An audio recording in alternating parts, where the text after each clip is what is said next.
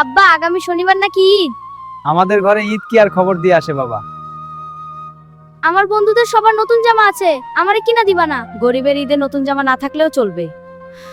না গো বাবুর মা, ছোটদের ঈদ থামিয়ে রাখা অন্যায়। শুনলাম নেতা নাকি কর্মীদের পাঞ্জাবি দিব। তুমি কি নেতার কর্মী যে তোমারে দিব? আমিও তো তা করে ভোট দিচ্ছি। এই নিন, এটা আপনার জন্য। ধন্যবাদ ভাই, আপনার জন্য একটা আছে। তোমার কত নম্বর ওয়ার্ড, পদ কি? আমার তো কোনো পদ নাই, একজন ভোটার মাত্র। তুমি স্থানীয় নেতাদের সাথে পরে দেখা করো। এখন যাও। তোরা দুইজন মিলে একজন নিয়ে যা, তোদের জন্য পরে আরো ব্যবস্থা করব, লোকজন একটু বেশি হয়েছিল। আমার জন্য কিছু নাই। আচ্ছা চল। বাবুর মা সবাইরে পাঞ্জাবি দিল, শুধু আমারই দিল না, পদ পদবি ছাড়া দেয় না। ওরা বুঝলো না যে আমি নেতা না হলেও একজন বাবা। চিন্তা করো না, আল্লাহ উত্তম বিনিময়কারী। আমি কিন্তু বেশি পোস্টার লাগাইছি। আর এটা আমার, আমি দলের সিনিয়র নেতা, এটা আমার। নেতারে ফোন দিয়ে শোন। এক কাজ করো, কাগজে নাম লিখে লটারি করো। সিনিয়র জুনিয়র মানবি না, পয়সা দিয়ে করো।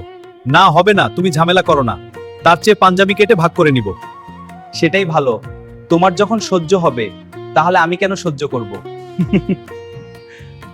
ভাই, আপনারা এখনো এই পাঞ্জাবি নিয়েই আছেন? আমারে কয়টা ফেতরা টিয়া দেন। যা এখান থেকে, যাওয়ার আর সময় নাই। ছেলেটা সকাল থেকে বলছে আব্বা ঈদ কবে আসবে, একটা পাঞ্জাবির আবদার করছে। আমি বলেছি যেদিন আল্লাহ দয়া করবেন।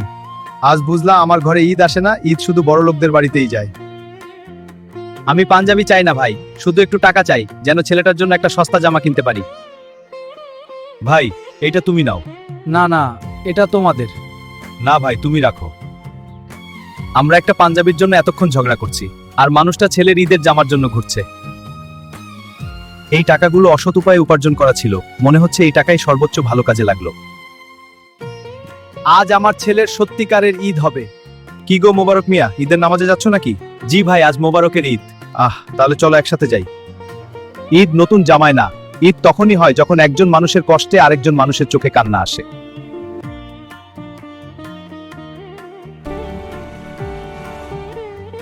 Thank you for watching.